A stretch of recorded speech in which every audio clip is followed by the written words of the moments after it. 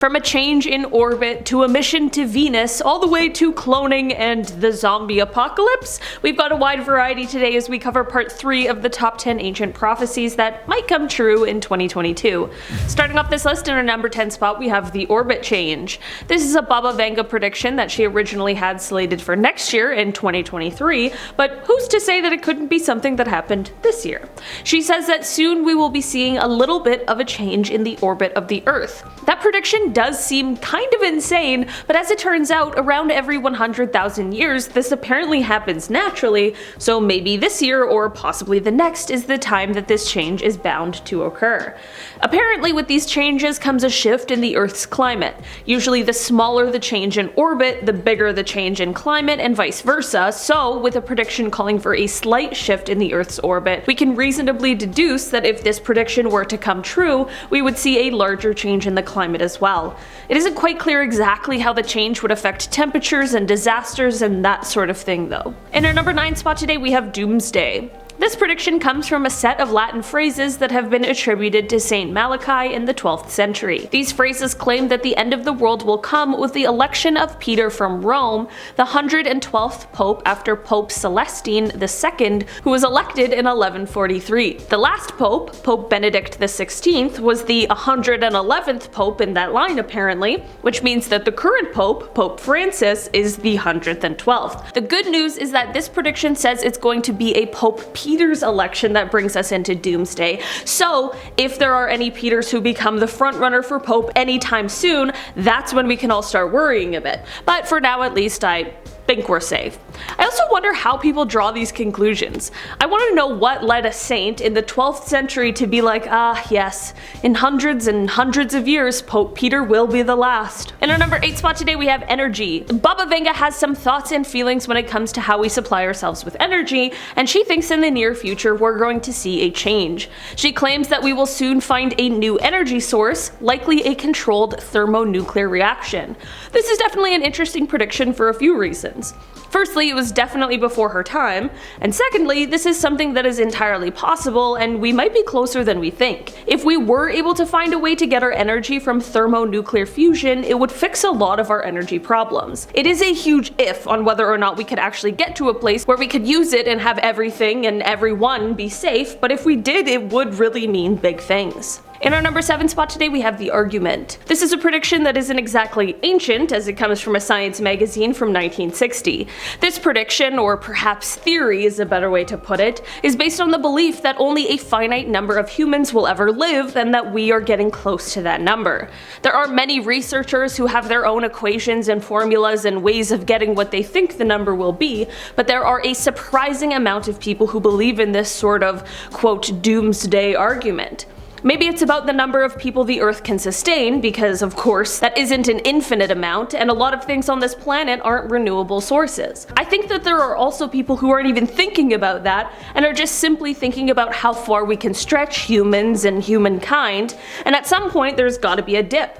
You can only keep growing for so long before something gives. Either way, whatever the reasoning behind it, people are thinking that our ever-growing population might be the cause for our imminent decline. In our number 6 spot today we have World Hunger Part 3. This is a prediction that actually sits in a direct contrast with one of the predictions that was made on Part 1, which is a great reminder of how these are just predictions that have just as much, if not more of a chance of not coming true than they do of being super accurate. Also, many of these predictions from long ago are kind of up to interpretation, choose your own adventure types. Although this prediction contradicts one from the first list, I wanted to include it because I hope it comes true. The prediction states that world hunger is gradually being overcome. World hunger is something that we have struggled with for many years, and while we technically have the resources available to end it, we simply just don't. So that really would be a Baba Vanga prediction that would be nice to see come true. In our number 5 spot today we have solar storms.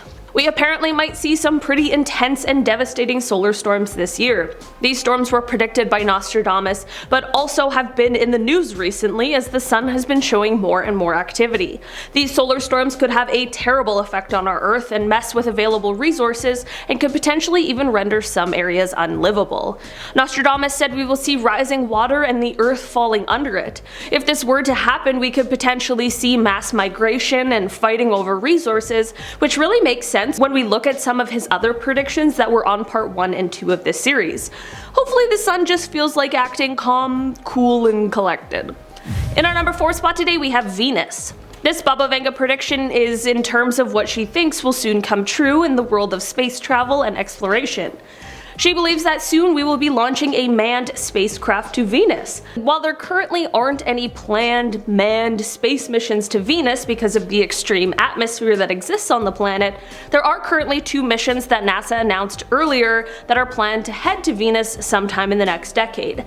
Both the Da Vinci Plus mission and the Veritas mission will explore Venus and the atmosphere, as well as the geological history, in an attempt to learn how it formed, why it evolved so differently than Earth, and to see if the planet ever had an ocean. In our number 3 spot today we have the economy. This is a prediction that was made for the near future, but who's to say it couldn't be something we see this year? I mean, a little good news on the horizon wouldn't be the worst thing in the world. Basically, this prediction may possibly go hand in hand with the world hunger one, because it is the idea that soon we will see an economic boom and be living in the midst of a thriving economy. Wouldn't that just be nice?